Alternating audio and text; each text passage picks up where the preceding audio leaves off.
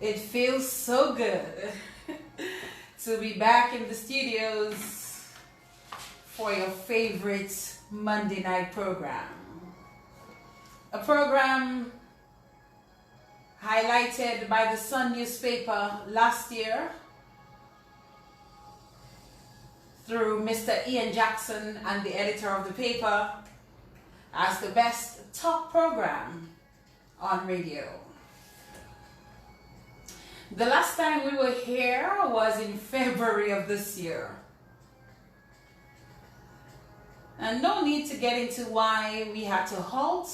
I think we all know what happened with COVID-19. Good evening, one and all. To you, wherever you are, tuned in this evening to the return of the In the Spotlight radio show. It is my pleasure to be here this evening as we resume the program.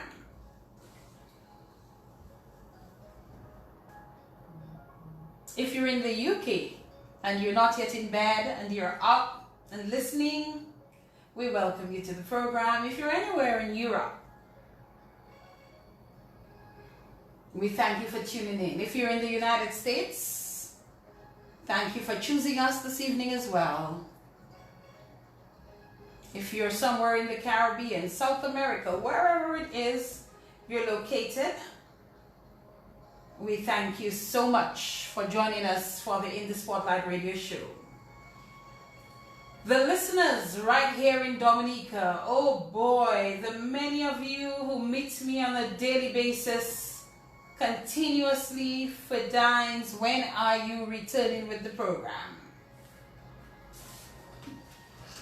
Well, we're back tonight, and it is our pleasure to be here in the studios.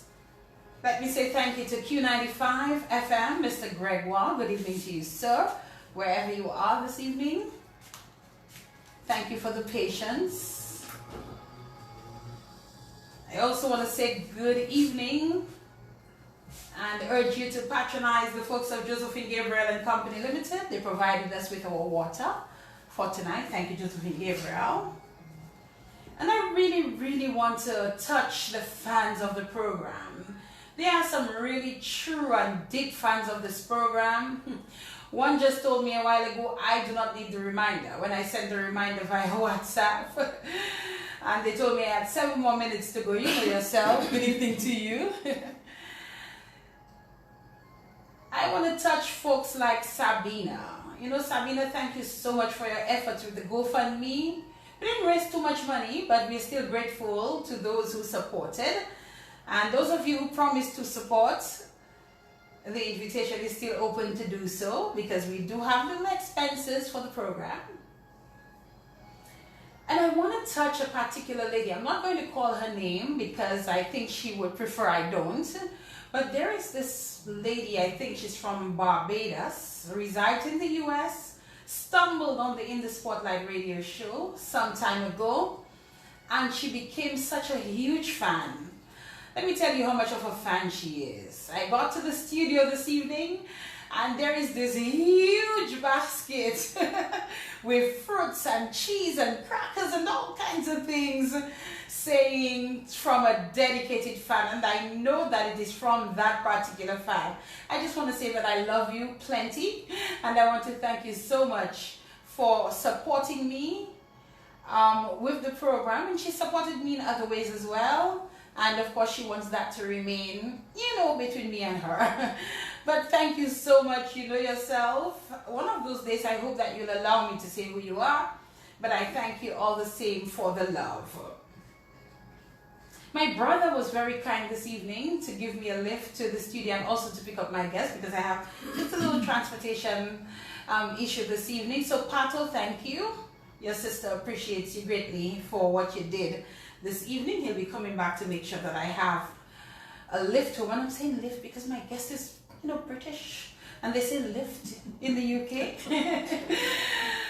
All right. Who else do we need to acknowledge? We acknowledged all our fans, near and far, those who contributed to the GoFundMe, those who supported in other ways, and those who are constantly there. Just just keep asking me. What time am I returning with the program? I also met another gift when I came here this evening. People are really, really cool. Let me see if I can just take it there for a moment. Yes. And this one is actually from Leandra Landa. And Leandra has a business called Lovely Things.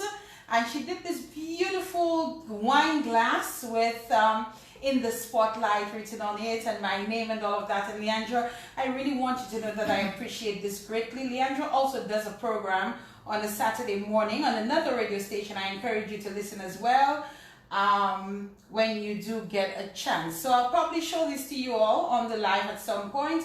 But Leandra, thank you so much. People are really just so cool and so kind, and I really do appreciate the love greatly, greatly, greatly. And it lets me know that you really missed the program, in my absence. So for those of you who are listening via the radio, we welcome you.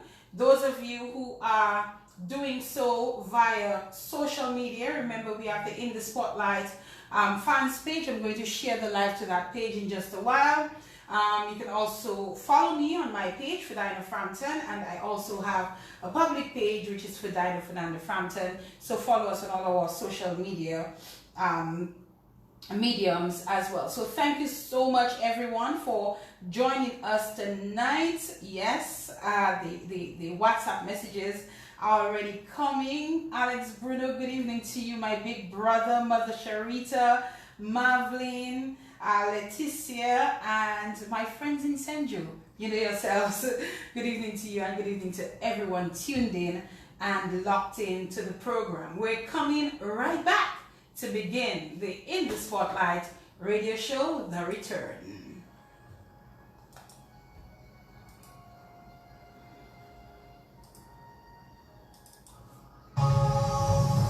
In the Spotlight on Q95 FM radio, every Monday night from 8 p.m. In the Spotlight, featuring people from all walks of Dominican life, spotlighting their triumphs and tragedies, dreams, hopes, and aspirations, untold stories, touching the human. So guys, this is my huge basket that was here waiting for me when I came here this evening. Can you see it? Music, culture. All right, I'm not seeing any comments as yet. Oh, they were hidden.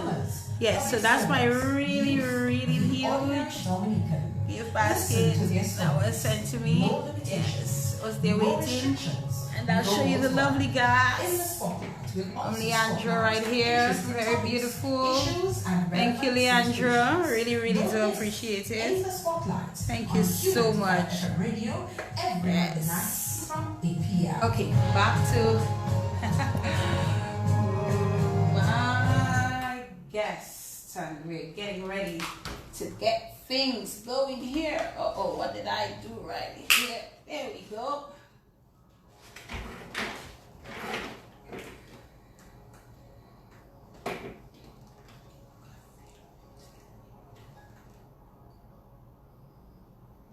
The peace of God, who passeth all understanding, keep your hearts and minds, keep your hearts and minds in the knowledge and love of God and of His Son, Jesus Christ, our Lord. And the blessing of God Almighty, the Father, the Son, and the Holy Ghost, be amongst you, be amongst you, be amongst you, and remain with you always. Amen.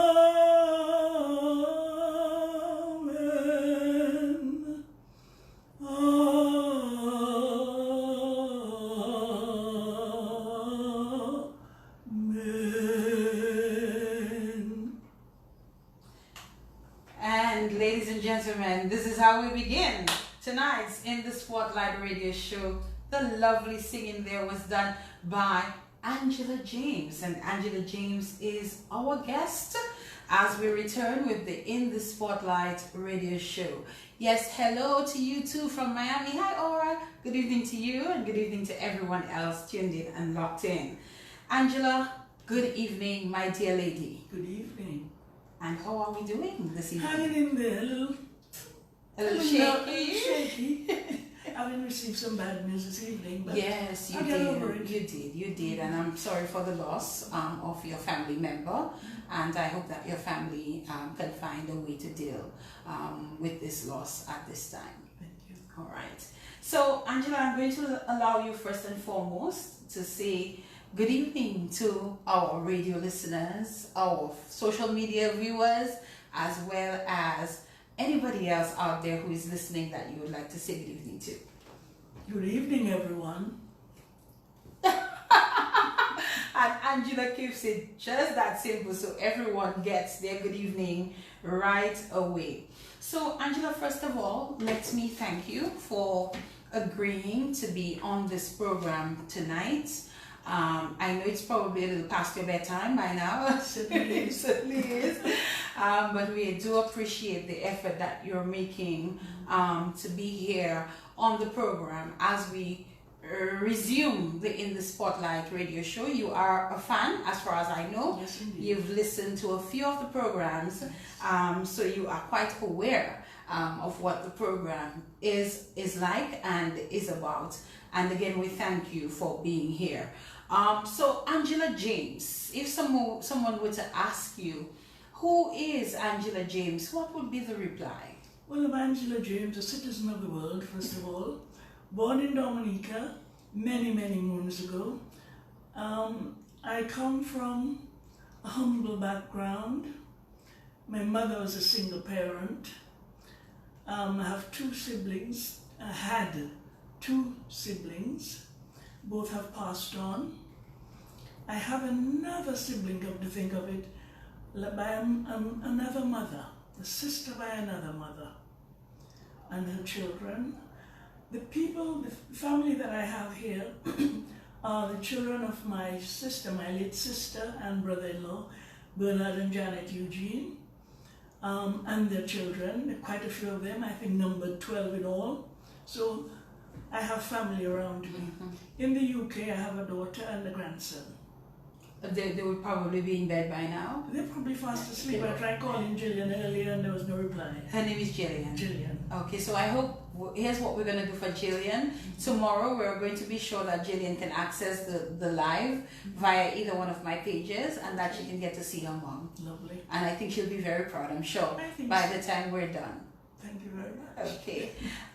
So Angela, the way we do it here, from the onset, we try to get to know our guest as intimately as we possibly can, or as much as the guest is willing to share in terms of, their personal life and, their family history and all of that. So let us begin, Angela, by telling us what part of Dominica do you come from? Balho Town or Lodbo. That's where I grew up. I also had links with Glasgow because my mother worked in that area. So I was between Balhoutown, Glasgow, and so on. These are the two areas that I'm familiar with, or I grew up as a child. Okay.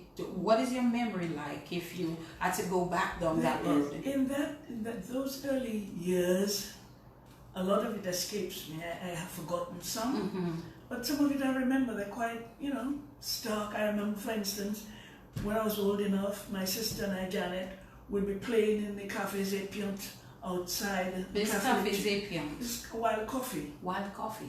Outside the Catholic church. I don't know whether it was a church then, but it was on the Balhoutown Savannah. I think it was always a church. It was probably redone up. So it looks the way it does now. And we would be playing there with many friends, including her late husband, her husband, Bernard Eugene, and many other guys, and I can talk about Vernon Shaw, Alan Guy, all those guys, C.A. Henderson, and these were the people we played with in the early hours, in early evening, hide and seek. So hoops away. In the Cafe Zepiant, we would go home green because of the greenness of the leaves. And these were great days. Bernard's elder brother had music, he loved music. John, he loved music, and he had lots of jazz and people like Count Basie and Duke Ellington and all the greats that have gone beyond. And he would play music, and Bernard's sister, Malachi, who's now passed on as well, and and Janet, we learned to dance in a little room there. We learned to dance. And these were great memories. We had neighbors like the Walshes, who I suppose they've gone their merry way as well. Dublin, the shop. We lived a few doors ahead, further along. And there was the Michels, Agatha Michel and Olive Michel. And these were our neighbors. And the neighbor that was closest to us was Julius Allen. His mother was, I don't remember his mom's name now. But this young man was so dark of skin. Dominicans are quite cruel when they want to be. They called him Baba Black Sheep. But that didn't bother him. He was a hero. He was quite a giant. And he was my mom. I think he was the son my mother wished she had. And that's how much she loved him. And as a result, we all cared a lot deeply for him. I'm a member of the Anglican Church, and as a child, I was about 11, 12, maybe older, maybe early teens, 12, 14, I became a choir member. That's how long ago. And in that choir, people like Arthur Martin's aunts, the Lilith Martin, Mona Martinez, were the singers there. And there was a lady called Marie Latouche. And I remember Marie Latouche, what I remember of her, quite, I don't know if it's funny, but to me it impressed me what I saw. This lady always wore a white hat, white broad-brimmed hat, and tucked over one eye. And she had very rosy cheeks and strong lipstick that sang beautifully. The choir was, to me, the best. In my child's mind, to me, there was nothing better than that. It surpassed any other choir that I've heard. And it was always full, well proportioned, all the different parts. You know, the bass, tenor, soprano, and so on, alto, and they were all balanced, well balanced. And the lady who played the organ was Mrs. Bascom, Rita Bascom, Dr. Bascom's mother. And she was obviously much younger in those days. And the organ was a pipe organ. So it had to be pumped, a pump organ. It had to be pumped. So yes, I know you look startled. And because of that, there was a little screen attached to the side of the organ where he sat. And she gave him the cue by tapping on the organ cover. Stop pumping. The tap meant stop pumping. And that's how the organ went. And he would pump merrily away until it was finished. So I sat on the other side of the choir as a child, where the children sat further along. And this is what I saw. And it amused me and it fascinated me, looking at this thing. I don't remember the guy's name now, but he was obviously well tuned in to this thing. And as a child, you were introduced to the Anglican Church, and did you carry that through your life? Oh yes, oh, very much so, very much so. I mean, the church that I attend doesn't exist. Maria made sure of that. It's no longer, it's there, but in skeletal form. So we were worshipping in the short term at the Methodist Church. Since COVID, that has put a damper on things. So, because it would have meant, well, we worship at 8 and the Methodists come in at 10:15. Okay. But we go on till maybe 9:30. And before we leave, we need to clean up. Because of COVID, we had to clean up and disinfect for the people coming in. Right. That, when you look at the congregation, they're all people like me.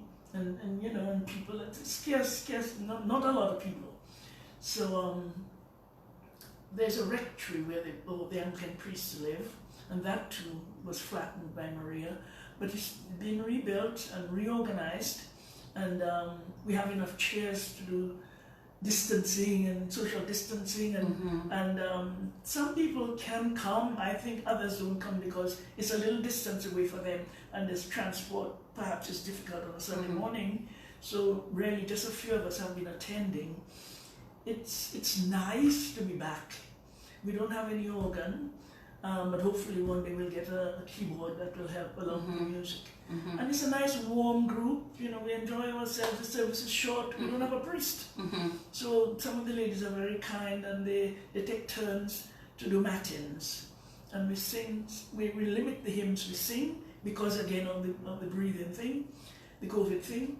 And I enjoy going there. I enjoy it. Final thing on the Anglican Church. What makes the Anglican Church different from the other denominations? Well, Henry VIII. Henry VIII created his own church, I gather. That's what. It's not different. I mean, the prayers are the same. The format is exactly the same. But with what? With Catholics and Methodists? With Catholics and Methodists. Okay. More Catholics. More Catholics. Okay. Our hymns are lovely hymns, the best ancient and modern hymns, which the Catholics don't sing. And I think they're beginning to poach some of our songs. Cedric. They poach some of our songs, and we have to blame Cedric for that. But it's in a nice way. Okay. The Methodists, of course, sing the same songs that hymns that we do. So that's what makes it different. That's what makes it different.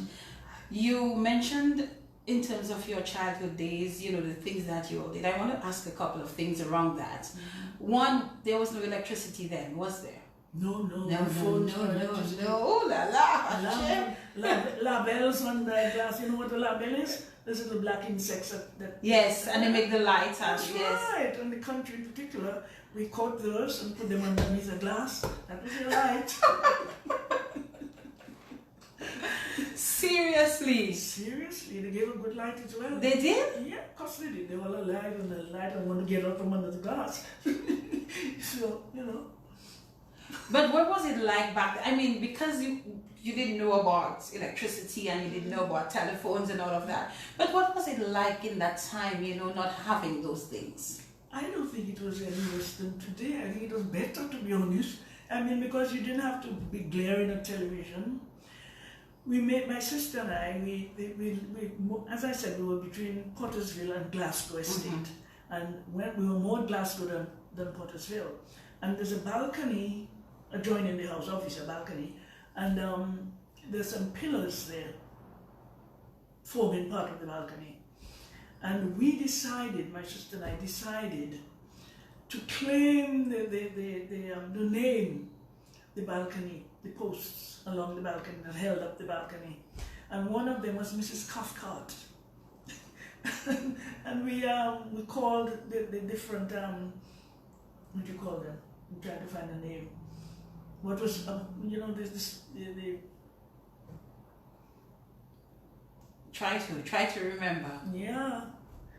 Well, the pillar, you have a main pillar, and you have the strips. Right. Yeah? Yes. And we gave these strips names. Oh. So they were our pets, and our school, or, you know, our children, our school kids, and we beat them when they didn't know their lessons. We created our own lessons. We sang in parts. We had that habit of making noises, strange noises, that came out like a choir. And that was between both of us. So that singing business has been with us for some time. So that's what you had. These were the days now when children have all kinds of games and so on. Gadgets and so on. He didn't know anything about that. I mean, I had to be bullied into using a modern phone. That's what you just told me earlier. I had no idea. I have friends who won't use them. You won't use them at all? No, can't be bothered. She's not interested? No, just not interested at all. Okay. So the typical day, you get up in the mornings, get ready for school. You have to make sure you do your homework in daylight when you get home? It had to be. What little homework there was, it had to be daylight. It had to be daylight. It had to be daylight. And I've had circumstances where guests have come here and they told me they had to cut a book in two, cut pencils in two, and all of that. What was your experience like with that? Well, I don't remember having to do any of that, but you know, maybe we did. I don't remember that. You don't remember. Okay, the memory doesn't take you back to that part. So as we go along, Angela, you will sort of give us a sense of how much life has changed for you since those days. And by the way, I was rather shocked this evening to learn your age, and if you don't mind sharing. Not at all. You share it. I can go ahead. All right. So you discovered it. You share it. So take a good look at this lady, right? She has gray hair. She probably has a full head of gray hair. Yes. Complete. I'm already getting some grays, so no big deal if you have all of this gray hair. Look at her skin. Her skin looks good. Her skin is still firm. She's a lovely looking lady. Look at her face. I'm not seeing any wrinkles there and so on. So I'm going to ask you all to guess a bit. Those of you on social media, just give us a quick guess. Quickly, just write for me what you think is actually Angela's age. I'm going to give you a couple of seconds to do that. I want to see some typing, and I want to see what guess you're going to come up with in terms of Angela's age. I don't know if I should give you a clue. Okay, somebody says, okay, hi. Oh, hi to you too. Okay, one person says 67. Hello, Latricia. Nice. Another one says 88. Another one says, let's see, she's 89. Another one says 85, 75, 70, 85, 90. Okay, they're coming. That's pushing it a bit. Isn't it, Angela?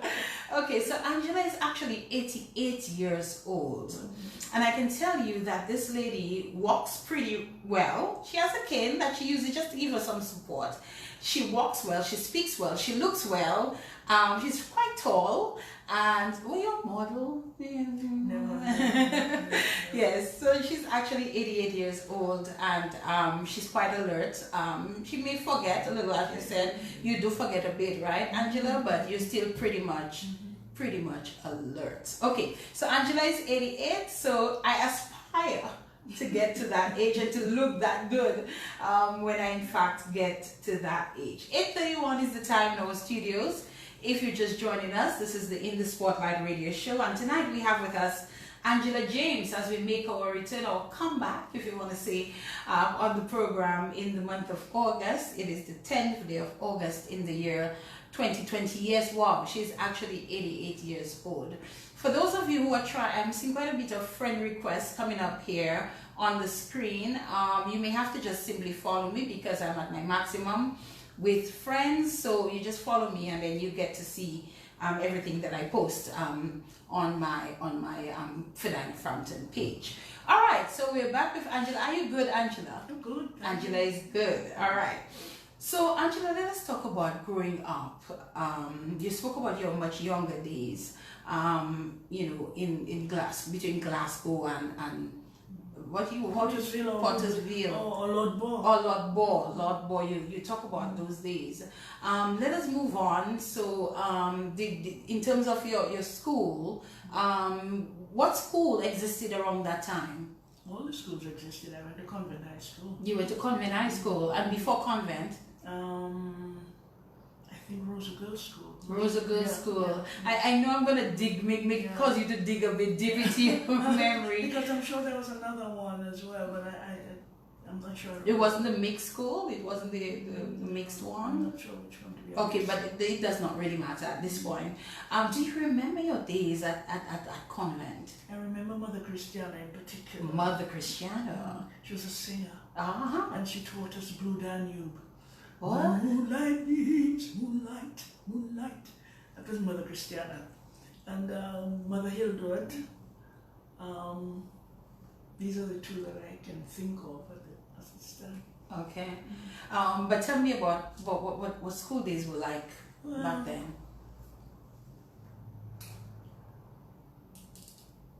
Just regular. Just regular. What can I tell you? Yes, just regular friends. Yeah. Engaging in extracurricular activities and all of that good stuff. Yes. All right. So we move on from your days at Convent High School. Did you enter the working world after that? Briefly, I remember one and only job I remember having was at the Barter shoe shop. I don't know if you remember that. It used to be where Jupini hardware is. Just out there. Yeah. Oh yes, of course. Yes. Yes, opposite. That's the only one, and then I migrated to the UK. So very early on, you went. You took that UK trip. Very very early I on. was 21. You were 21 years old when you went to the UK.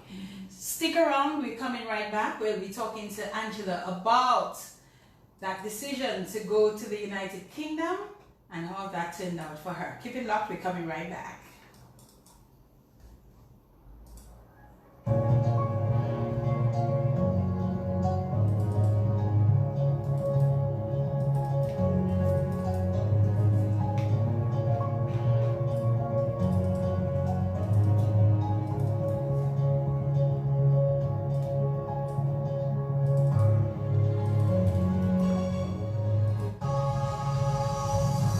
In the Spotlight on Q95 FM radio every Monday night from 8 p.m.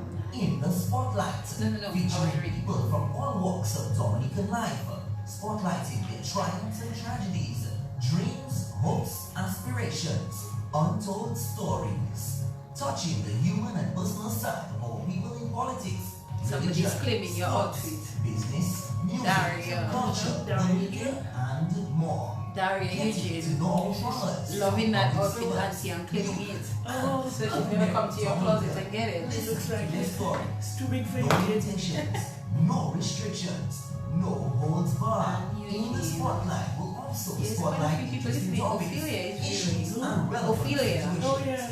Don't miss In the Spotlight Radio. on Q95 FM radio every Monday nights from 8 p.m. In the Spotlight.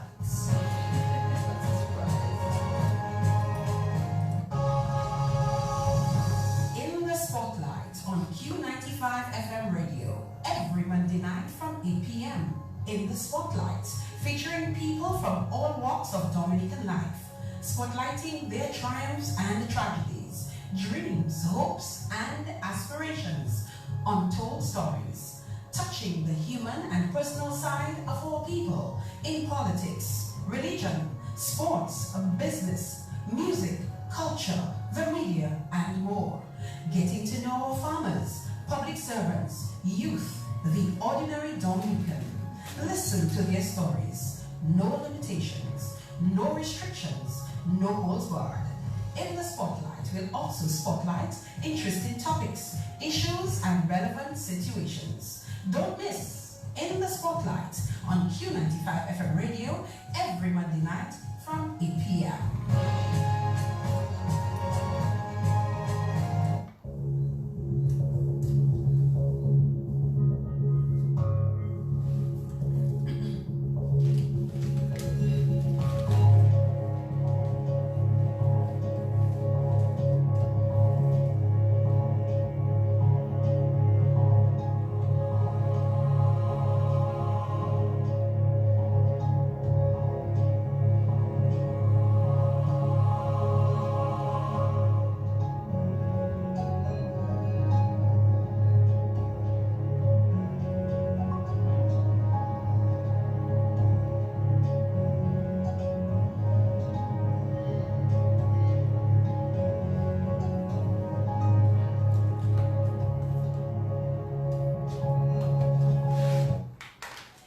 Good evening to you, Ophelia. You're quite a lady yourself as well. We're back on the In the Spotlight radio show. Our special guest this evening is Angela James. And we're getting to the part where I think many people want to hear about.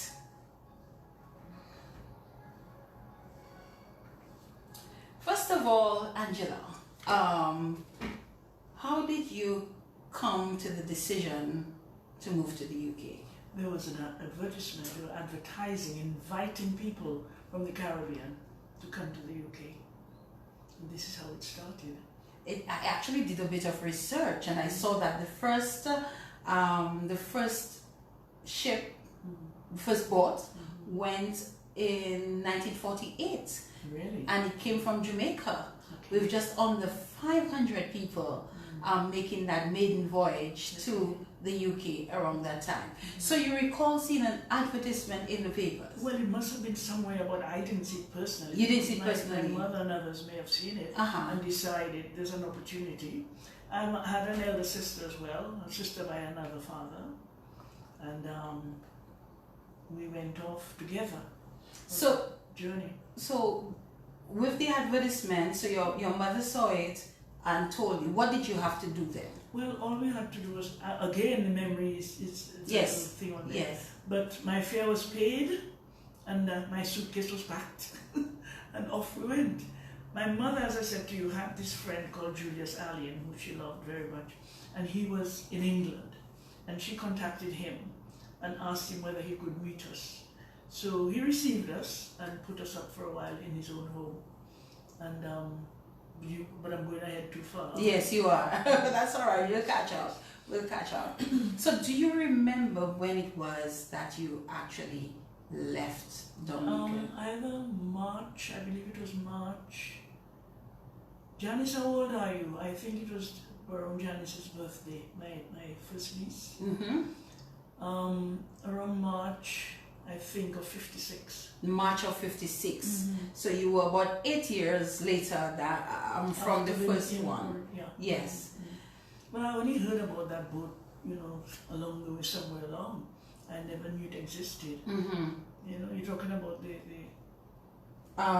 The same one that I mentioned in the promo for your. Oh, yes. Let me get it. Sometimes the mind goes off a little bit. Those who are viewing and would have seen it, they know exactly what we are talking about. Right, it was the Windrush. The Windrush, yes. The Windrush, and some people actually gave us some more details in there as to the actual full name, Her Majesty, whatever the case was, and all of that, in terms of the comments under the page. So, you, I guess, would fall within that, in terms of what is termed the Windrush generation. Okay. Because several years after the actual boat. yes. So the inaugural boat was the Windrush. 48. Yes, 48. And the generation of persons around that time, not just the ones who went on the Windrush, but those around persons, that time. yes, would have been termed the Windrush generation. Yes. That's correct.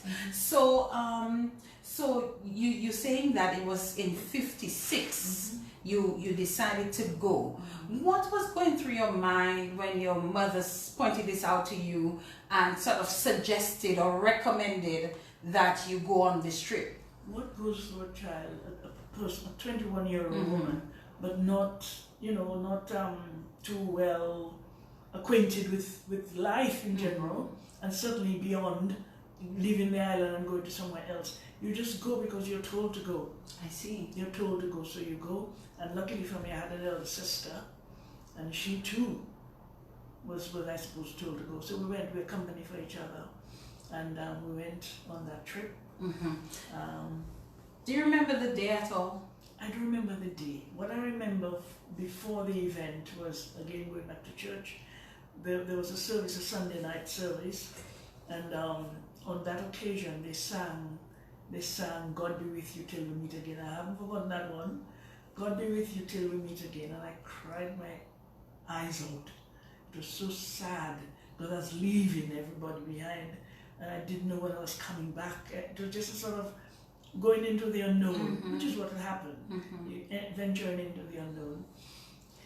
And my sister and I went off. I don't remember the date. It was a day in the week, and we had to row out to the boat because there was no cruise ship berth. Right. So we had to pile into the boat, and we were rowed out to the boat. The name of the boat was the Opinia. That's what your boat was, the Opinia. I made a note of that, the Opinia. How do you spell that? I suppose. Opinia. Opinia. Yes. And so you rode out. Yeah, 2 weeks. Yeah. And then of course you would board on ropes, I guess, you know. No, there was. You are primitive. I'm being a little too primitive, right? I think there had to be steps. Yes. Sorry. And we boarded, and I vaguely remember us not in any wonderful rooms like you would have on a cruise ship. Right. There were sort of bunk beds in the bottom of the ship. In the bottom of the ship. And when I think about it, there seemed to be water. On the floor there seemed to be wet. And I wondered whether it was seawater coming. It must have been seawater. It had to be. But there was always this dampness about it. We were in rooms with other Dominican people, so it wasn't too lonely. Mm-hmm. I don't remember what the food was like or how often we ate. Mm-hmm. The journey took 12 days. I was about to ask how long. And we arrived at Southampton.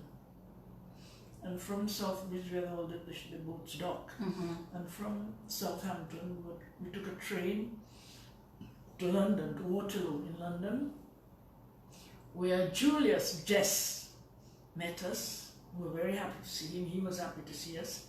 And honestly, I was cold because at that time of year, I mean, it's still there's two seasons in England, winter and wintry.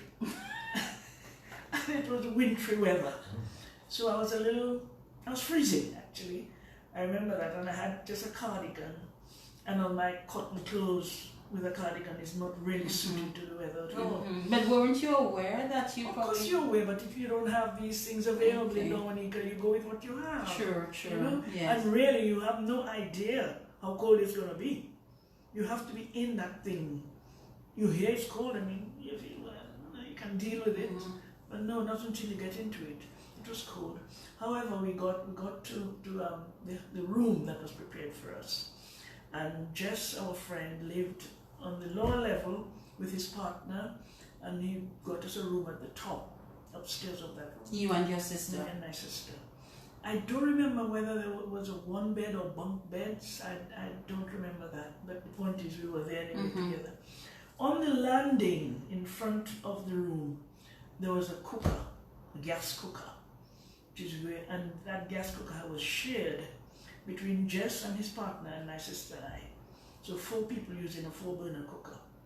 There were meters. By the way, was Jess a white man or no? Jess is a black sheep. My mother's friend. That's correct. Yes. And there were meters to cook your food. Really? Yes. Because I suppose it didn't run out immediately, but in case it ran out, you needed to have some coins to feed it. So that was the thing. Now there was no bath. There was a toilet, but no bath. I mean, those people they weren't into baths in those days. And maybe they were, but many homes didn't have baths. Wow. Yeah. Apparently they had baths, but they used it to put coals in. Put coals in for their fire to put, to keep them warm. So how did you They stored. Well, yes, I'm coming to that. The bathing was a weekly affair. What? Yeah, a weekly affair. So you have a basin and what we call sponge. You wash yourself down, you sponge. Imagine a 6-footer sponging. There's a lot of it to sponge. Yes, it is a lot. But that was what we did. Now the bathing was at another location. There were public baths, and stop making faces. Public baths, and you took a bus to go to that location. When you got there, you queued up because there were other people ahead of you. You paid a sum. I don't remember what the money was, but it couldn't have been much. And you paid, but I have to tell you that the bath itself and the surroundings and the fixtures were clean, really clean. Okay. And the floor was wiped and so on. And when it was your turn, you went in and into this big tub of water. After a week, you're glad to get in. And by the time you finish, there's a kind of a film on the surface. Yes. Yes. But one person could. Of course. Yes. Oh, yeah, you're going one at a time. One at a time, okay. You have your privacy. And there's a lot of kwas floating. There's a week's kwas there. So Somebody say cowboy bath, so that's what you used to take, your sponge. Sponge is a cowboy bath, Yes. yes. So that was it. And washing your clothes was the same sort of story. You had to find a laundrette where you took your, like we have here, we have some laundrettes, yeah. You take your clothes to the laundrette, or else you have to wash them by hand. But where do you dry them? That is the other thing. So you use laundrettes, you know, in those days. So how would you dry at the laundrette? Well, there were dryers. There were dryers there. I don't know whether there were dryers. There must have been. They must have been. Something had to dry the clothes. Yes. And especially in that type of weather, you know. let me just ask about the adapting. So you get to England. First of all, did you go with money?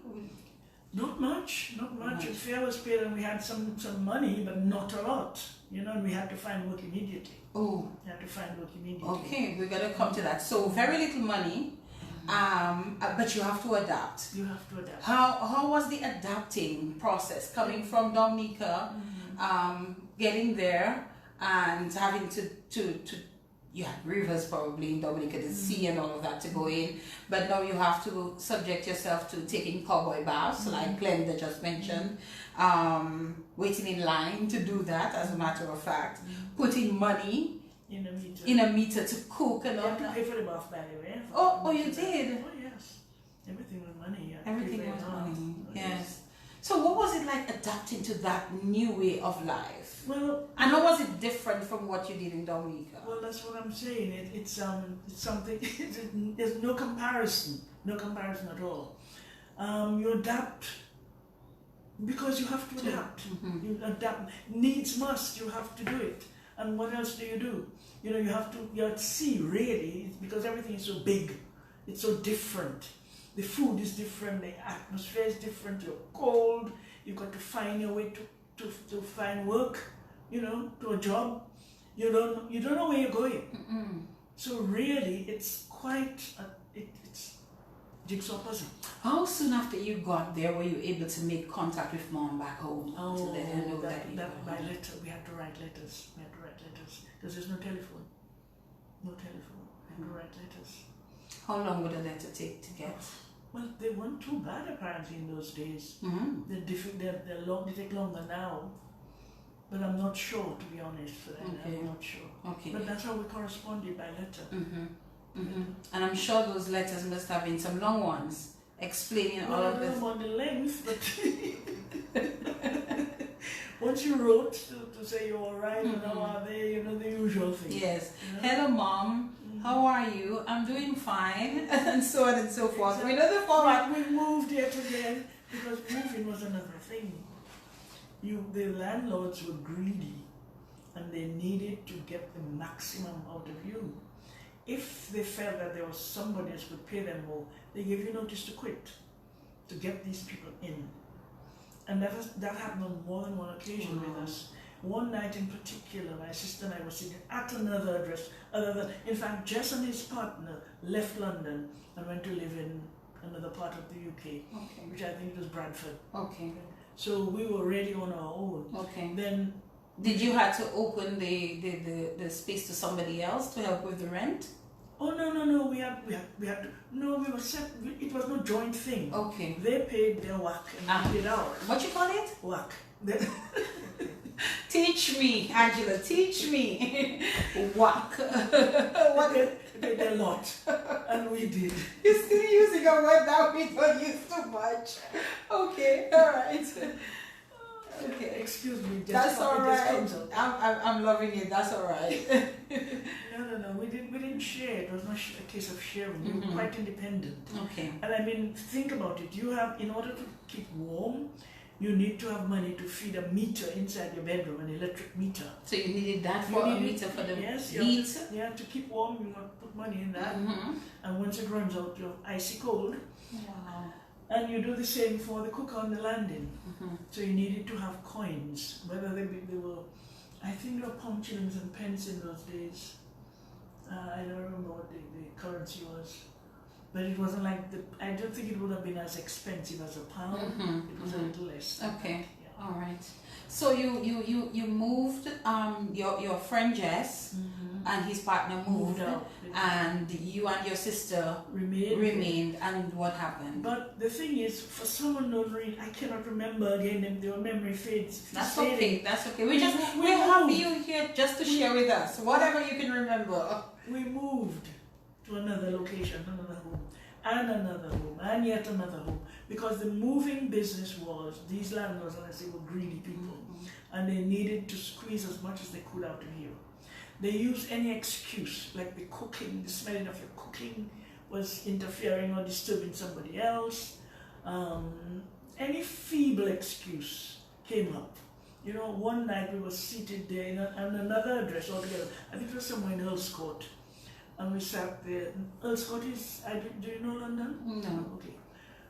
I've been close enough. I've been to Amsterdam. I've been to there, but I've never been to the UK. Yeah. We were there seated and we were probably talking about home and what we'll do and what we've done for the day. Just chatting, sisterly chat, you know, for the day. And while we were there, we heard a key in the door. A key in the door. Somebody's opening. The landlord opened the door, came in on us, and started to look around the flat, looking around the room, because it's a room we had, looking around the room. And we're aghast. We don't know what he's here for. Well, neither of us have said a word to him. We're just looking because we're stunned at this man walking into this room. And he says to us, he put the rent up immediately. He said, well, you only have to start paying more, you have to start paying more. And of course it was well outside our means. Oh. If we didn't do that, then we had to leave. Yes. So we left. You left. And we moved to another one. We couldn't keep it. And we kept on moving. We kept on moving. We kept on moving. And I tell you, I don't know. My sister was good at finding places. I don't know how she did it. Incidentally, there was a notice that was always there for rent, places available. There are lots of places available for rent. But the conditions were no Irish, no blacks, no dogs. And I think the dogs must have come before blacks, if I'm not mistaken. Oh my. There's no black, no Irish, no dogs, no blacks. You know, maybe it was a little reversed, I'm not sure. And that was the thing. And so you could, the minute you saw that, you needed to move on. And when you moved on to somewhere where you could get a room available, it was a little outside your price range. So it was this constant battle, trying to fit in and adjust to a society that was telling you, rejecting you. Rejecting you. And I was about to ask, you mentioned Irish and so on. I was going to ask, was this specific to the Caribbean people who came to the UK and that were being treated that way? You mean the Irish? No. I said you mentioned Irish. I suspect it may not only have been the Caribbean people, but I was going to ask you, was it only the was this kind of treatment leveled against the Caribbean people? Black people more generally. Yeah. People of color. That's right. You make it fine. You can soften it if you like. Black people. Yes. so you felt the whip of racism. It was there in its glory. It was there everywhere you turn. You breathed it. You ate it. You smelt it. I mean, traveling on a train to work, the people refuse to sit next to you. If I've had people get up when I sit down. Reason being, you either smell of garlic or your armpits stink. And I'm sure you were none of those two. They don't care. They don't care. The point is they don't want you around them, and that's the main thing. So you either have to stand on the train, a rocky train on your way to work, and more often than not, you have to stand at that hour in the morning. Most people stand on their way to work. The seats are all taken at an earlier stage, especially people that have to go long distances. And although having said that, it was bad in those days, really bad in those days. They were sort of very fussy. But now that I'm older and I've been back to London on more than one occasion at my age, and people have actually offered me a seat, whether it's because of my grey hair or they felt there's a woman standing there. Maybe she ought to offer a seat. And that has happened. Not often. From Caucasian people, white people. Yes. I don't know the time. I mean, the world has changed a bit. It's still very prevalent, but you know, yes, definitely. Angela, let's talk about jobs, finding jobs in the UK. How soon did you find your Jobs first are easy. Jobs are, but depends on what you want. I mean, jobs were there 10 a penny. Yeah. I mean, for instance, I got a job at Lions Corner House, and my job was to clear the table and sweep the floor. I didn't wash up. I just cleared, took the cups and saucers. It was a tea house.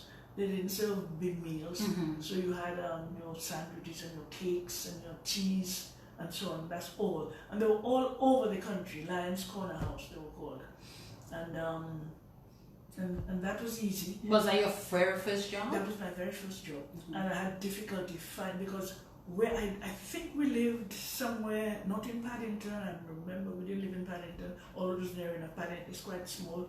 One of the Westbournes, Westbourne Grove or Westbourne Park or Ladbroke Grove, all these are close together. And we lived in one of those areas. And the journey, the place I got a job was in Piccadilly Circus, in the heart of London. And I had to travel by train from the address to Piccadilly. And you know, I got lost a few times. Oh boy. Because you don't know where you're going. Although I was taken there on the first occasion, maybe taken on the second occasion, but still, you know, there's so much, you're at sea really. There's people around you, there's people going to and fro, and they're busy, everybody's busy minding their own business. And actually, it's quite funny actually. I had to ride on an escalator to get up to the top level, to the street level, because it's tube trains underground. Yes. So you get off the train, you go up them stairs, and then there's the escalators to go up to the upper level. And Mamselle decided to go on the escalator in the opposite direction. They weren't coming down. And it was a battle because your heart is bursting. You're going the wrong way, and the other escalator is full of people staring at you. Oh my goodness, embarrassed. Except there was a gentleman, there's always a savior, gentleman who came to my rescue, and he said, there's something about this thing mechanically operated and you won't be able to get to the top like that. You must come that way. So I followed him and got to the top like that. But that was one of my horrible experiences. And that I haven't forgotten. And I bet you it never happened to you again. Oh no. Absolutely not. No. So that was one of your very first jobs. While at the same time getting to know the area. That's right. Yes, exactly. yes, you were going to. And whether they sacked me or I left, I don't know. But I ended up in London Transport, minding the doors. You know, again, it was, what do? You didn't do very much. You just looked at the trains, waited for them doors to open and close, and you said, mind the doors, and they closed. And that's it? Yeah, it was that sort. You were getting paid to do that, Angela? It was important work. It was, huh? It was important work. Okay. And honest labor. But no, isn't that those things are automated now? Yes. There's nobody watching that now. I mean, you just go in and there's turnstiles, you go through, you have your passes as well. So they don't even sell tickets anymore. Well, they do perhaps for long distances. But you have your pass, which is, what do you call it? I can't remember the name of the thing. But you put it, you stamp it against a magnetic thing. And this turnstile opens. You walk through. Okay. And you board your train. You go your merry way. And sing it on the way back. Oh, gee, how come I forget it? Take my Bible. It's okay, your head is quite fine. As I said, whatever you remember is quite fine with us. We're just happy to have you here to share this with us because I'm sure that everyone is really enjoying what you're sharing with us. They are. Yes, they are. They are indeed. They are indeed. So you did that for some time. How long did you do that for? About maybe about 2 years. So all you had to do was say mind the doors. Yes, and I think I had to sweep as well. You have to sweep the platform as well. Okay. Yes, so that was something else. Okay, wow. No. There was a thing where you took money as well. There was a little kiosk. Not money, tickets. Tickets. You had to be there and you see the tickets. Of the people. Okay. No, I didn't do the sweeping. I took the tickets. Tickets. Okay, and you said mind the doors. And mind the doors. In a loud voice. In a loud voice. You have to say that. Mind the doors!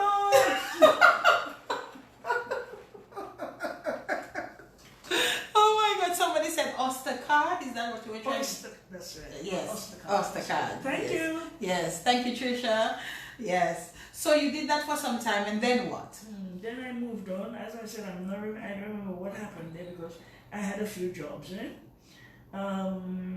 I did one market investigations, I think it was called, where they were doing consumer products, and there was a need for doing research on how the product was how the product was, what am I looking for? How interested people were in buying the product. And all I did was there were field officers that went out to collect information on people who had these, and when the questionnaires came back, we coded those, so you just did a bit of coding, running a ring around things, and that was it. That was sitting down all day long and running rings around things. And then in the middle of that I had a baby. Oh, you did? Yes, I had children, my daughter. I don't know how it happened. What? Giselle, it wasn't one night, it was 2 years. Did you hear what you just said, Angela? I don't know how it happened. Angela, you're killing me. Okay, tell us about that, Angela. Well, I had a daughter, and it became very, very difficult for child minding because I had to work, and there was an absent father. Okay. So I thought, my goodness, and then you gave her to one woman to mind, and that person wanted to make some quick money so they could go on holiday. So the child would come home while I pick her up, wet, nappy, soaking wet, and that to me wasn't what I thought was good for a child. Fellow Caribbean people? No, white people. White people. So I spoke to my mother, and she agreed to have me send her home. Wow. I was very happy about it, and I couldn't afford the fare. You were happy but sad, I'm sure. Oh, very sad. I couldn't afford the fare to take her home myself. So there was a lovely lady who shall be nameless, who was visiting at the time, and she agreed wholeheartedly and with no hassle to take her home for me. So that was that.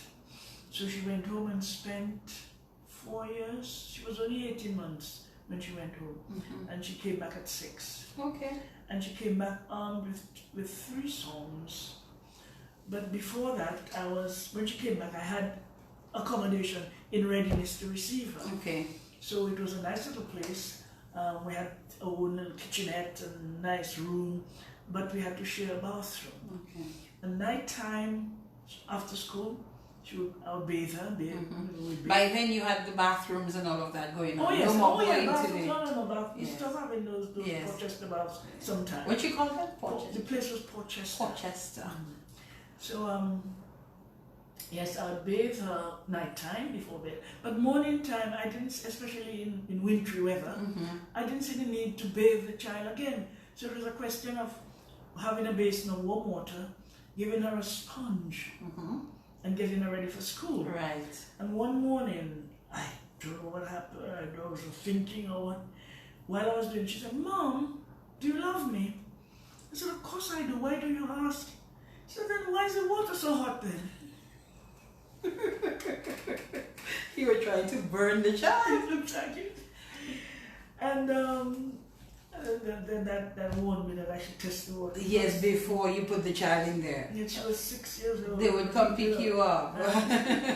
But let me ask though, Angela, why the decision to bring her back at age 6? Because I think I wanted her with me. Simple as that. Okay. It was time for her to come back to go to school. But what would be But the then she arrangement? would be in be school. the minor. She'd Okay. be the minor. Okay. You know? Okay. And there were ways that you grab at that age. She could be with somebody else. You know, she was old enough to be with me. You were missing your child. Oh, I was indeed. Yes. How did your mommy feel about that? Oh, well, she was sad, and my daughter took to her a lot. My daughter really, as far as she's concerned, she was her mama.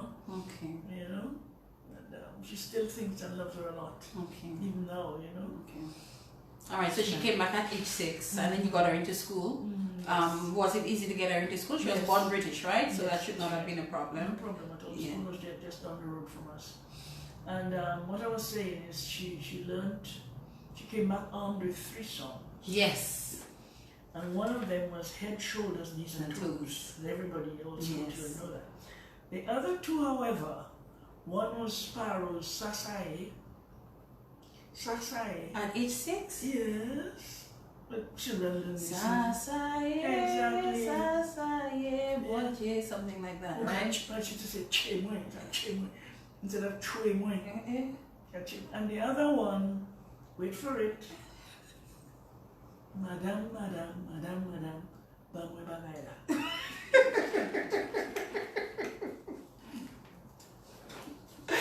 Oh my goodness, and she sang them for you. And danced as well. Oh, yes. Gillian. It's a good thing Gillian is in bed. The toilet there, I've stayed up all night. Okay, interesting. So Gillian came back with yes, a regular child song, but also 2 very mature songs. Yes, exactly. But obviously didn't know. She didn't know what she was saying. No idea. So what happened with Gillian? You know, as she She continued schooling. Mm-hmm. What happens when the child goes to school? Mm-hmm. Yeah. All right. So let's continue talking about you.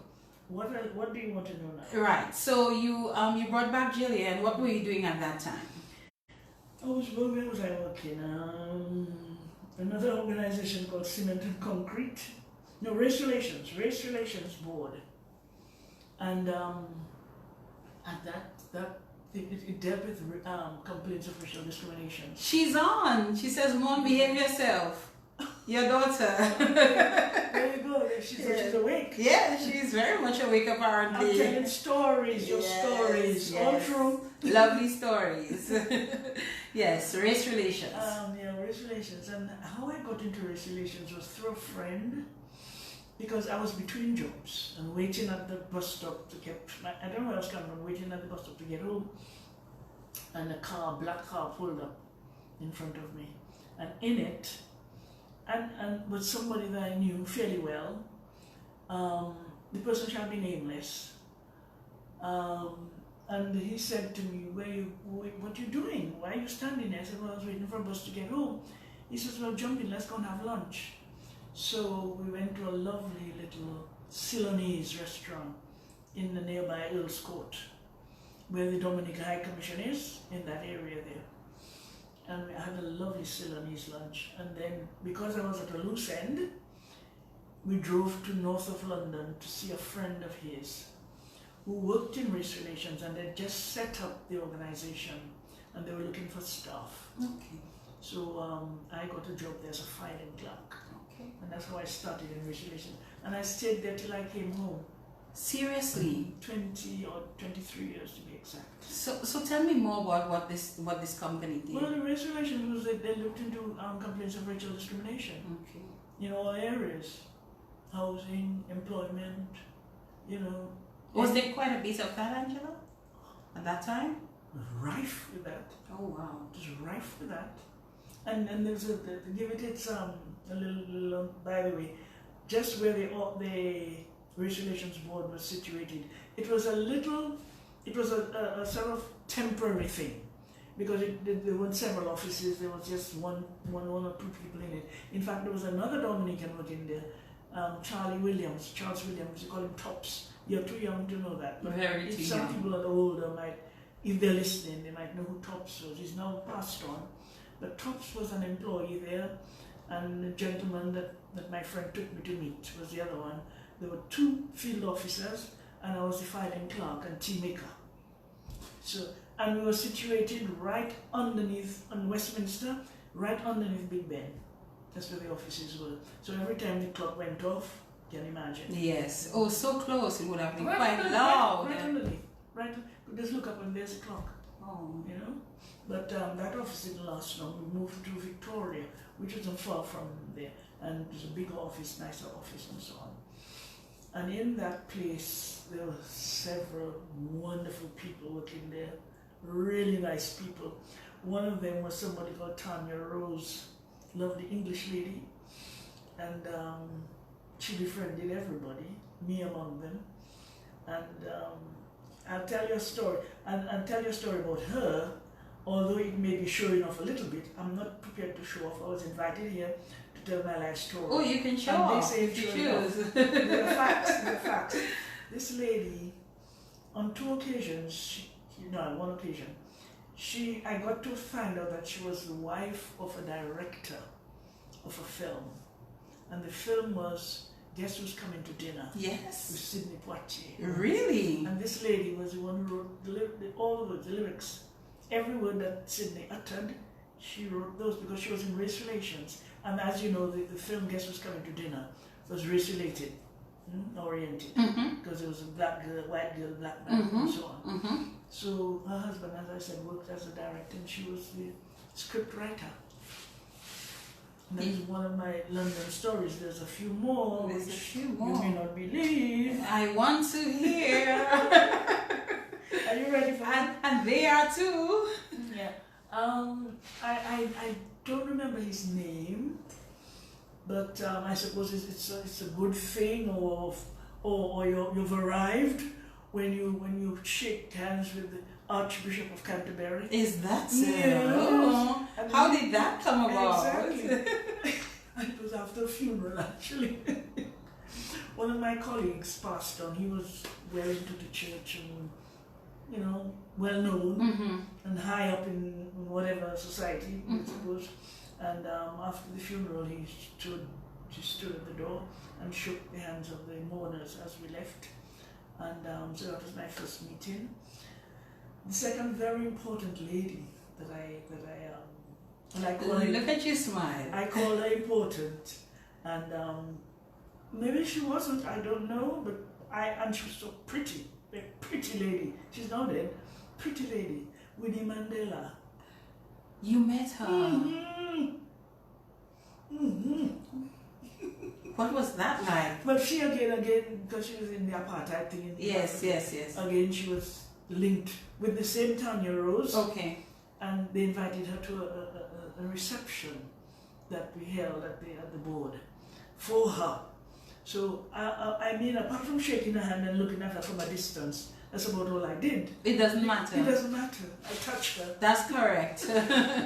That's what matters. That's what matters. I haven't met her or touched her. She's passed on now, you know that. Yes. She was a lovely lady, beautiful, pretty, and her husband was still in jail at that time, Let me see the other one. The other one you won't believe, but I'll tell you anyway. Nobody's going to believe it, or maybe they will, I don't know. Let's go. We're waiting to hear. Because by then I had worked 10 years in race relations. And a lot You had moved on, I would presume, from just filing. Then. Oh, yes, I moved. I'm just saying, Angela. I was doing questionnaires. Questionnaires at that time. Yeah. Okay. And people of 10 years in the organization were invited to have tea with Lily Bar at Buckingham Palace.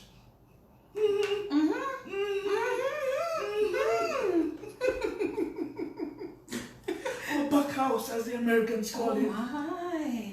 Yes, the Queen invited us after the people who had worked 10 years in race relations just to come and have tea with her. Yes. And the same Mrs. Rose, Tanya Rose. Yes. I went with her in her car. But there's a story before that. I mean, I love stories. On an occasion like that, person doesn't believe, do they? No, they're believing. On an occasion like that, you dress up. Yes. Because you're going to meet Queen. That's correct. So I went to a store in Oxford. You go shopping. Yeah, called, I don't know the name of the shop now. Not John Lewis's, there's one next to it. Can't remember. Well-known shop anyway. I think they closed down now.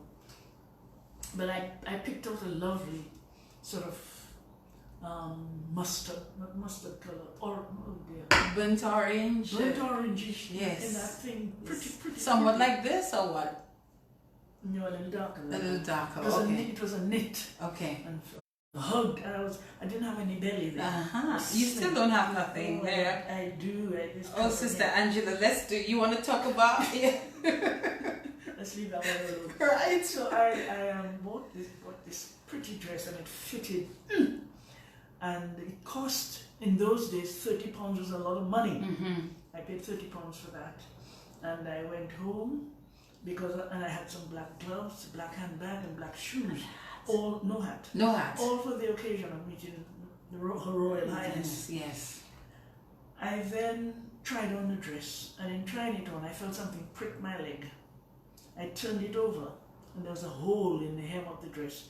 And what they'd done was to put a piece of paper, white piece of paper, and put a pin there to mark the hole. Maybe they intended to, why it was back on the hanger for sale, I don't know. Why did they let me go with it without telling me about the hole? I don't know. But I said, well, I cannot, it's too late now to take the dress back. No, you couldn't. So I wore my thing, and the following day I put the pin back in the hole. And you brought it back for them. I got my £30 back. That's correct. Because their fault, they must have known. You were not being unfair to them in any way. You didn't have a choice. Exactly. You had to go to your event. You had to go to visit the Queen. Exactly. So going up the stairs in Buckingham Palace, thread-beaten, threadbare carpet, you would have thought the thing was really beautiful, plush and nice and deep carpet. Panisa. Threads all over the place. Anyway, we got into the portrait gallery. Huge, long, very long gallery with all the pictures of kings and past kings and relatives and so on either side. And there she stood with Prince Philip by her side and the corgi on the other side. Her little dog, corgi. She had her gloves on, so she doesn't make physical contact with anybody. Okay. So we curtsied, you shake the hand. And then the waiters are around with the drinks, the sandwiches, the light sandwiches and different drinks, champagne and whatever else they were serving. And the style is, the guys, they have their costumes, their outfits, the black pants, but this white top with a huge slit at the back. And the gloves on, of course. With a tail or just with a tail? Yes, yes. And the tray is suspended in one hand, and the other hand is behind their back. And they walk around serving people drinks and so on. And you're in awe. Yes. Oh, tighty. I was there. Yes. You did arrive. And I believe the story. There is no reason why. Some people may say, sure enough. You're not showing off at all. Show off. Well, it's all right. You're 88 years old. You can show off. And I know who I am. Exactly, right? But that must have been an amazing experience. Probably one of your best experiences in the UK. Exactly. That's why I remember them. You know, to go to have tea with the Queen, you know, and to and I still have the invitation to prove it. Did you laminate it? No, I didn't. And Maria didn't do anything to it? Maria, it was saved somehow. It was saved somehow. Yes, a few things survived, but Maria took a lot away. Yes, and we'll talk about Maria as well in just a while. Tell us some more of your other wonderful. We know you had some bad experiences. If you want to talk about a couple of those, that's all right. Although you've mentioned a few, but we want to hear about those amazing experiences that you had in the UK. One of the other things that annoyed me, it was more an annoyance than anything else, was somebody, after I'd been in England a few years, you speak very good English, and they were sort of making action. You speak very good English. Like you're stupid or something? Well, yeah, you're not supposed to speak the language, so, I'm speaking with you and you find it's good, so you tell me. Yes. I said, thank you. You don't do too badly yourself. That's right. Right back at you. You should have seen the expression. Completely gone. But at what point, Angela, did you feel that you were at home in the UK? You were comfortable? Well, it didn't take much longer because, the thing is, you really are programmed to ward off attitudes and nonsense. You really are. You have and I had lots of English friends, white-skinned English people. Not a lot, but I had at least one. I had a Swedish friend and somebody from Finland. And as a result of that, I went to these countries, to Sweden and Denmark, because she invited me. I didn't go to Finland because I was invited, But I had white friends. Nice people too. Good people. Very nice people. Let's take a break, Angela. We're going to come right back. You can have a sip of water. Thank you, Josephine Gabriel and Company Limited, for the water that you provided for us tonight, that we can just quench our thirst a bit while we take a break. In the Spotlight on Q95 FM Radio, every Monday night from 8 p.m. In the Spotlight, featuring people from all walks of Dominican life, spotlighting the triumphs and tragedies, dreams, hopes, aspirations, untold stories, touching the human and personal side of our people in politics, religion, sports, business, music, culture, the media, and more. Getting to know our farmers, our public servants, youth, and the ordinary Dominican. Listen to their stories. No limitations, no restrictions, no holds barred. In the Spotlight will also spotlight interesting topics, issues, and relevant situations. Don't miss In the Spotlight on Q95 FM Radio every Monday nights from 8 p.m. In the Spotlight.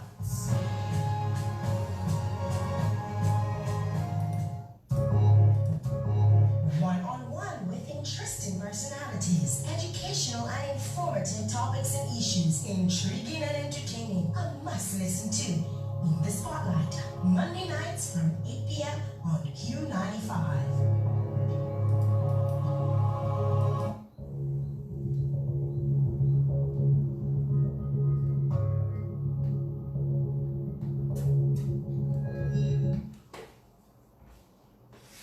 "9:25 is the time in the studios. Just saying good evening to Don Corriette. Hi Don, yes, it is a pleasure to be back with the program. Don Corriette wants to say hi to Auntie Angie, he says, and to let you know that he's listening intently. He says Glasgow was our base. Yeah, true. And Angela is open to taking some calls as well on the program, so you can put this on. Yes, we'll talk some more. Let me just give you the numbers: 449-3095, 449-3096, 449-3097. We also have the overseas numbers: 305-432-9624. That's 305-432-9624. I am also seeing another number there, so let's try 347-349-7431. So the numbers again are 449-3095, 449-3096, 449-3097. The overseas numbers 305-432-9624 or 347-349-7431. Those of you who know my number, you can also send voice notes through the number if you wish. I didn't hold my other number tonight that I normally use for the program, but if you wish, you can also make contact via my own number as well. The guest in studios is Angela James, and Angela has been speaking to us about her time in the United Kingdom. We've been hearing a bit about her story. One thing I didn't ask you, Angela, for the 12 days, besides the water that you've constantly felt on the vessel that you went to, what were those 12 days like generally? What I remember was... Were you ill? Was it... No, I wasn't ill, but in fact, what I remember was there's a gentleman from Jamaica bothering me. Pulling my hair. He liked you. Yes, seems to wanted to make contact with me. I wasn't keen on him at all, so I had to be constantly avoiding him. So you had to endure that for the 12 days? I had to. Well, maybe he didn't come at me every day, but occasionally he showed up. It wasn't he was trying to hook up with Angela? He must have been. You know, hoping that probably you get to the UK but you didn't fancy him. I didn't at all. Fancy. It's another British term. And what a way of attracting people by pulling their hair. No, you don't do that. Oh, did you have a lot of hair? Yeah, I did, yes. Afro? Yeah. No, I'm straightened. Another thing is we hardly washed our hair. There was no water. Well, there was water, but you know. Did you have to, as we spoke about the hair, did you have to care for your hair yourself? Oh, I did, yes. Yes. No Oh, salons oh, yes, they were hairdressers. for black people? Yeah. Hmm? Oh, friends did your hair, that sort of thing. We hooked up with different people who had contacts as well, or did the hair, and Mm-hmm. or you tried your best and did it yourself. Mm-hmm.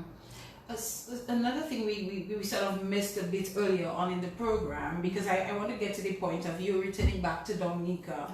Okay. You did come back at some point in time, Mm-hmm. but before that we didn't talk about your mom. I wanted to know a bit about your mom and what little you can share with My us. mom was a hard-working laborer. She was what was she? A domestic engineer. That's how you refer to it. Yeah, she was a domestic Yes, engineer. yes. We all know She what worked- that means. She worked hard, she looked after us, she was a lovely lady, very kind. And when people speak of her, they speak of her kindness to them. And people still remember her. And they remind me, those who knew her, I know I'm a child, they remind me of the things that she's done for them. And even my daughter thinks she's the best person on earth. And my nieces as well, they think very highly of my mother. Very highly. What do you remember most distinctly about her in terms of the things she taught you as a young woman? Well, it's difficult to pinpoint any one thing, but she was a caring mom. Just a caring mom. And so there was mom of course there would have had to be a dad. What was the situation with dad? I said to you there was an absent dad. I think you said that earlier. Absent dad. Yes. So not much of a relationship there. Non-existent. Non-existent. How did that impact you though, Angela? Well, how does it impact me? I'm who I am. You don't know any better. You go with what you have. You go with the flow. You don't compare yourself to other people with fathers, because the need for that doesn't arise. So your mother was like your mother and your father. My father, yes. Yes, but she cared for you, She cared for me. and she sent you to England, That's right. to the unknown. Well, no, she probably thought this was the only way I could get something to do. Yes. Because there's hardly anything here. All right. So Angela, just give us a sense of how it progressed with you at the Race Relations Company, because you said that's the last place you worked until you came back to Dominica. How did that progress for Well, you? it progressed to the point where I started as a filing clerk. I went up to an executive officer, a high executive officer, and I left at that grade. You left at an executive officer. What did you do as an executive Well, officer? again, looking at questionnaires and complaints and of racial discrimination against people, and that sort of thing. So that comes before you. What do you do with the information? Well, it's compiled and obviously it goes to a research section where they deal with that. Where they deal with that. Okay. And that was it before you came back to Dominica. No wedding bells along the way, Angela? Who wants that for that? Oh my goodness! I don't have anything against MEN, but especially now, I'm a little past it for that, don't you think? You're a little past it for that. Oh, well past it. And you're quite fine with that. Totally fine with that. Totally fine with that. All right, Angela. So let's talk about what made Angela decide, and at what point did you decide that it was time to come back to Dominica? When I retired, I always had a yen for wanting to return. I came back, several times within my life there in the UK, about 3 or 4 times, maybe more. I came back like every 5 years. Okay. And I thought, living in confined, although I had a little house before I came back, I was able to buy myself a property, 2-bedroom property. In the UK? Yeah. Good stuff. And I sold that. But before that, I always swore that I would have, if I were to have my own home, it wouldn't be a cupboard. I'd be living in something larger. Now I've sold my house, come home and built this monstrosity. You have a big house. It's massive. And what do you do in a big house? A 3-bedroomed house. Wow. I occupy one on the upper level with bathroom, ensuite and everything. All my amenities are there. It's like a total thing. Downstairs is another total area. There's another total area. So, what's the big deal? You didn't need it. No. So what are you going to do? But what do you do? What you say is you're determined to build something Yes. where you need to, you won't be cramped. Mm-hmm. So build Because of what you it- experienced. Exactly. Because of what you experienced. It's conditions. Yeah. You're conditioned. And you feel you have to get out of this, So yeah, what am I going to do? You want to buy a house? You want to sell it to me? I could buy it. Let's talk, Angela. Let's talk. All right. You hear how it is? So you decided to come back home because you retired. You retired and you decided long in advance, I would presume that once you retired, you didn't want to stay there. I didn't want to stay there. Why? Because I preferred home. I preferred Dominica. As I told you, I was coming, from time to time I came, and I liked the atmosphere. I particularly liked the National Chorale, for example. They won't need his bellot headed. Yes. Whenever I came, I would join my sister and her two daughters, Celia and Janice, and we would go to choir practice. And I remember that, and I loved it. And I swore that I would join them. And I joined them for several years until they broke up. Okay.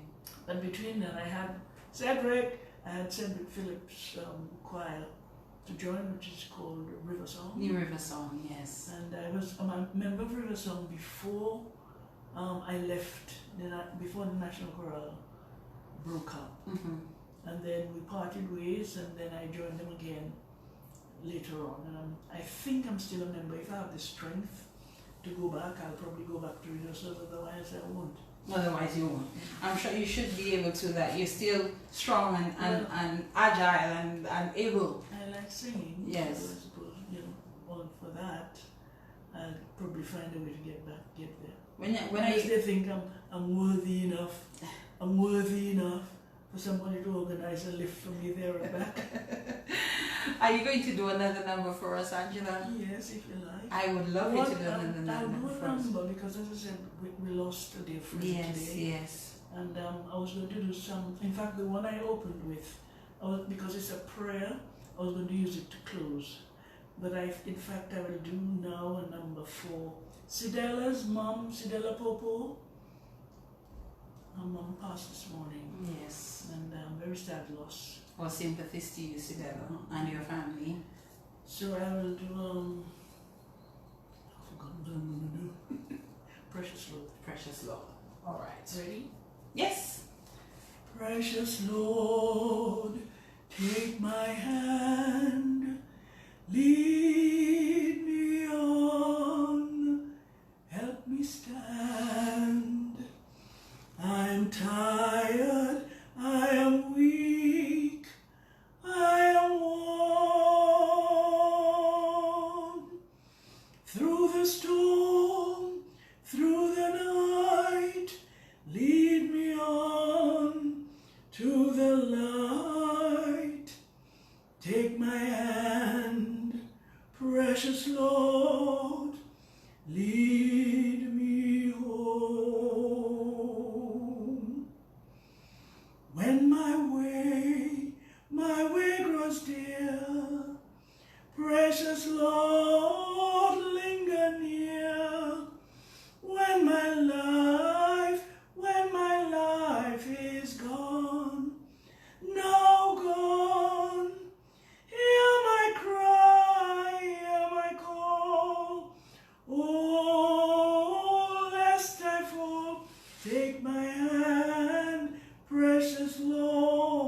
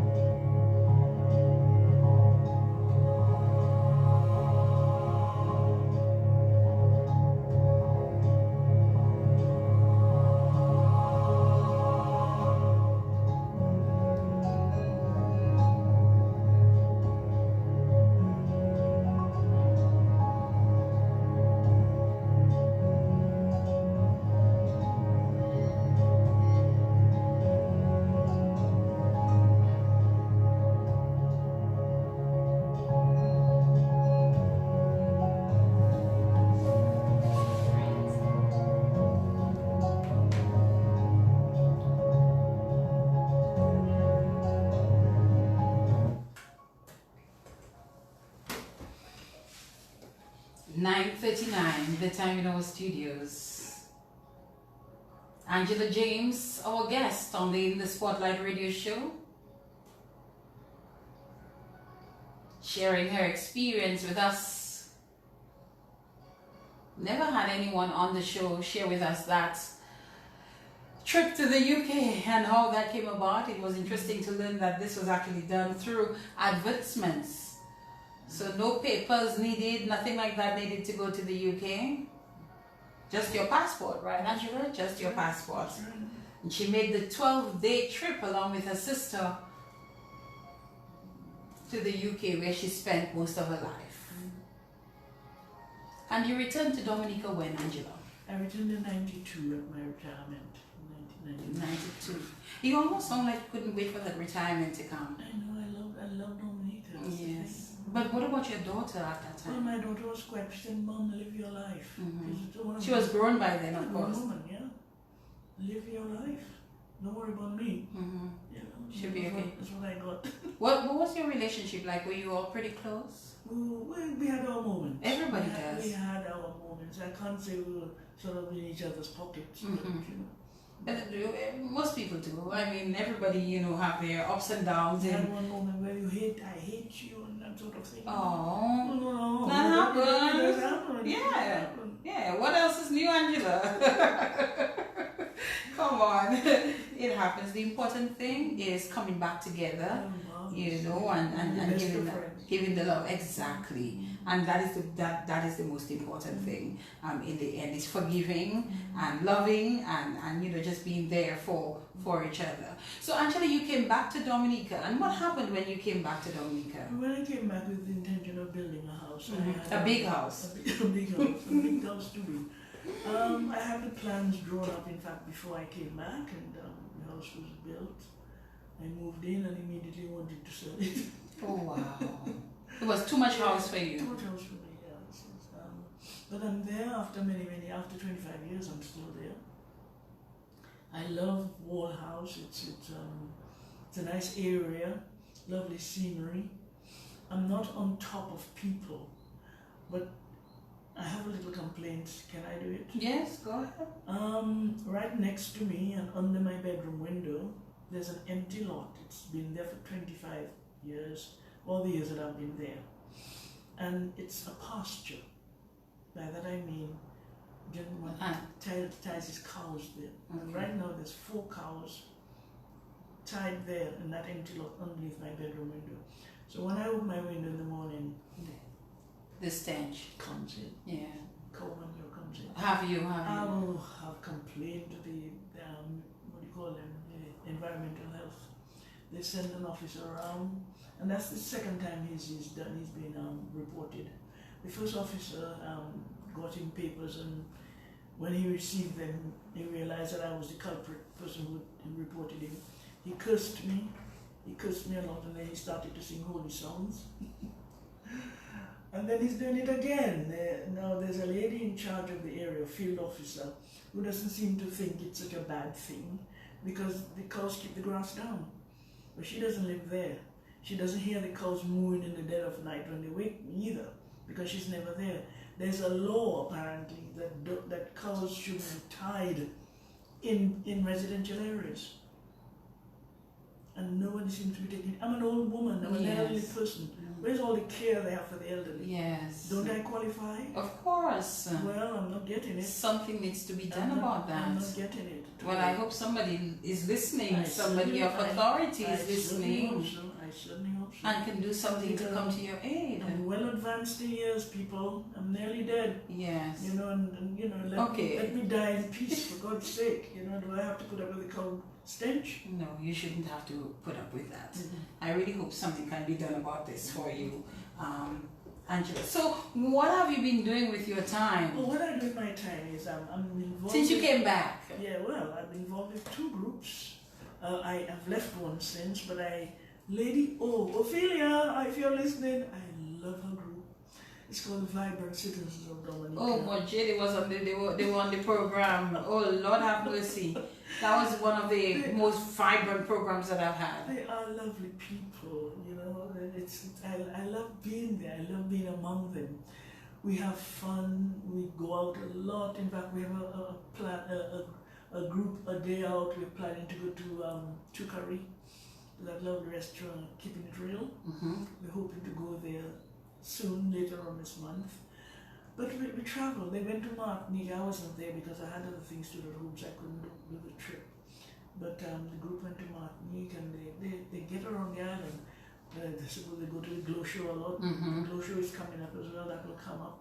They go around the island. They just have trips. They celebrate each other's birthday. We had a lovely birthday for one of the elders, oldest lady, 89 years old. Gifa. So you're the second eldest then? I'm the second eldest. And Gifa's birthday was his last week.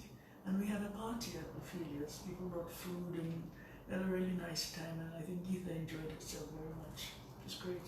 Okay. We have one male member, Wadix. He's a member. Wadix? I think he likes old people. I think he does. Okay, I didn't realize Wadix was part of that group. He is. But there was another gentleman who was there some time ago. There is one, but I hardly see him. Okay, but he was actually, and there was a gentleman on the program with Ophelia and another lady some time ago when they were here with me. Okay. Yeah, so that's one organization, and you said you're no longer part of the other one? Yeah, no, I left that. That to me is a little okay, a little iffy for you. A little iffy for you. All right, so you've been doing that. And I sing a lot. I've been involved with River Song now, which I enjoy very much. And right now I'm debating as to whether I should continue. I'd love to continue, but you know, health-wise and issues with traveling back and forth. You know, the Newton Road is no easy route, and I'm not mobile, so that presents a problem. But these are the two things that I have on at the moment. What was it like when you first went from Dominica to England? You experienced some level of culture shock, but you adapted to that, and in no time you were part of the British, you know. When you came back to Dominica, what was that like for you? For me, it was the slowness in getting things done. Okay. And the queuing system didn't exist. And the sort of brash, I thought it was brash approach, you talk to people, and the harshness of things, although there's probably harsh people up there as well, but if you're dealing with a person, you know, buying a service, you know, your attitude is... The customer service. You want to sell to the person, you know. For instance, I remember standing in line behind a white woman at I don't remember where it was, but the assistant, the person they were serving her, and they were all smiles, grinning from ear to ear at that white woman. When it came to my turn, serious face. The just froze. She just froze on me. What do you want? You know, so she didn't ask that. But the attitude was, what do you want? No, what can I do for you? How can I help you? So this is one of the things that bothered you the most. And but having said that, Dominica has it's a fun place to be. It can be. It can be hardships, but it's still a fun place. Rosa Market for me is a beautiful place. I used to enjoy every Saturday when I drove. I used to enjoy being there. I made friends there. I go to certain stalls, the same stalls every Saturday. We chat. There's a Mr. Vidal who's now passed on, and the Dando who's also passed on. Mr. Vidal's daughter has now taken over, Stanley, and you know that sort of relationship is there. We see each other and we meet immediately, you know, greet each other. And soon after I came back, I was much younger, grey hair. I had one or two greys, but more salt and pepper. So there was more black than white. And I wore jeans and a t-shirt. And I went to the Rosa Market and I am asking, how much, a short hair, how much are your cucumbers? She answers, $2, sir. Oh Lord Jesus, she $2, sir. Took you for a guy? The shock on my face, because I had never heard that before. Nobody had addressed me as sir before. There's a woman standing nearby who witnessed the whole thing. She turned to me, grabbed my chest and said,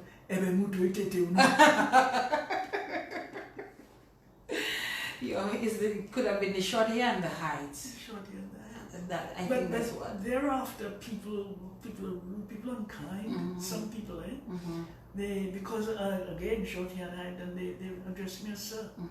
Even men do that sometimes. What has been one of the most unforgettable experiences for you since you came back home? We know we experienced Hurricane Maria and all of that. What would have been for you? Maria. What was Maria like? She was for you? cruel. You know, Maria took my roof away. Well, everybody else's as well. But I had developed a bad toe, which was pussing, and I couldn't put my foot in water. Luckily for me, my nephew came from Jamaica. He's a doctor. Came from Jamaica, and he attended to. In fact, he had to arrange a makeshift operation in the garage where we had light, and to remove the toenail. So he did that, and gave me several injections, bandaged the toe, and gave me some medication, and ordered me not to put my foot in water. There's water everywhere. That is after the hurricane. After the hurricane. Let us talk about before the hurricane. So when you heard about Maria, what did you think was heading our way? What I heard about Maria, I just thought it was another strong wind, and I could stay in my bedroom upstairs and watch the wind Do its past. business, yes. And I left everything intact. My pictures, everything was in my handbag, my phone, everything was there. And when my nephews came, my little nephew, Yari, hi Yari, Yari came to stay with me. And he's my hero, that Yari. And he was downstairs in one of the bedrooms. So I thought, rather than him staying down there more, let me go down and join him in the other bedroom. Good idea. So I locked up upstairs, secured it as best I could, put cloth underneath the doors where water might come in. Then the wind started to blow. How you mean? Howl.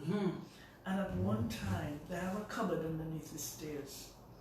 And I thought I might take shelter there because the window had broken. Well, not the window over the stairs, but all the windows seemed to have gone. And I could hear the roof moving. The galvanized just being, squeaking off. And I went into one of the cupboards, and the water was pouring into the cupboard. So I went back into the bedroom. And Yari was in the other way. He came and he joined me. So we sat in the safest bedroom, which was downstairs. And at one time I must have been really messed up. I remember his little hand rubbing my leg, calming me down. Calming me down, it was horrific, really horrific. And two or more days, and nobody could get to us because Yes. He couldn't get home. Nobody could get to us. No telephone. So you wake up. Well, I don't know if you slept at all. No, hardly. But when it had subsided a bit, I got up and put my foot in water. well, that is what it was at the time, because if your roof is gone upstairs. But did you realize that it was as bad as it was? No, nothing. I thought my roof alone went. When I looked out, everybody's roof was gone. Yep.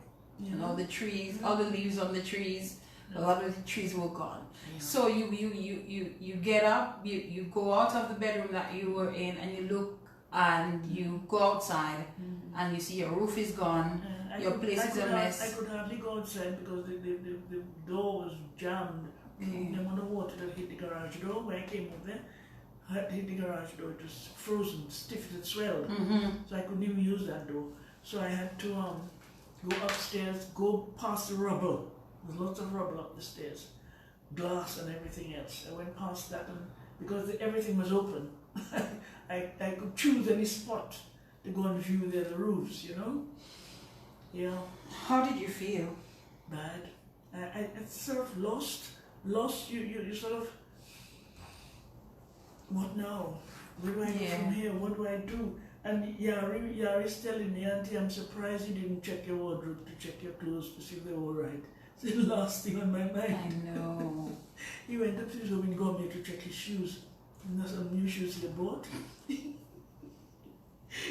Yari, he went to check them to see if they were still and survived the storm. So what happened after that, Angela? How soon did you get somebody to come over? Well, about a week after Janice and her husband came over, and the first thing Janice said to me, "Auntie, you're thin." Of course, I'd lost weight, you know. What were you all eating? Well, we had whatever was in the house, and there was deliveries being made at a certain point in one house. Okay. And there's some neighbors, my God, they were kind people, they were beautiful people. And one in particular, her daughter, they would bring me food, and the guy was delivering water, lived at the top of the road, so he made sure that I got water. Oh. You know? At least you had some assistance come to you. And how soon after that did your nephew come? It was your nephew, you said, who came to deal with the two? Oh yes. Well, he came, a couple of days after. Him and the two nephews came. Well, I suppose, and he came with his supplies because he must have known that the sickness everywhere. So he had his bandages and his everything else and his needles and so on. And that was done. That was done. But eventually you got your... Let me see, the hurricane happened when? I can't remember. September. 2018? 2017? 17. And by October 20th, my daughter and my nephew had decided that I was going to England. Okay. So they got my ticket. My daughter got my ticket from London, and they batched me. I went by ferry to go to St. Lucia. Okay. Spent a couple of nights at a friend of Janice's in St. Lucia, and then took Virgin up to London and spent 9 months in London. So what about your house and repairs and so on? This is it. One of the reasons that I got out of the way was because everybody else had issues. I mean, they had their roofs as well, and they had everything to do. So why would they be wanting me as an added burden to be looking after, because I needed help? Yes. And so they got me out of the way, which was good. And they dealt with their issues and dealt with mine. And then when they were ready, they told me I can come home. Okay, all right. So that was good. Awesome, Miss Angela. It's almost time for us to wrap it up. You know, Angela was also concerned about the 2 hours, and I think we did well. We did well, Angela. So, in a nutshell, how would you summarize Angela's life?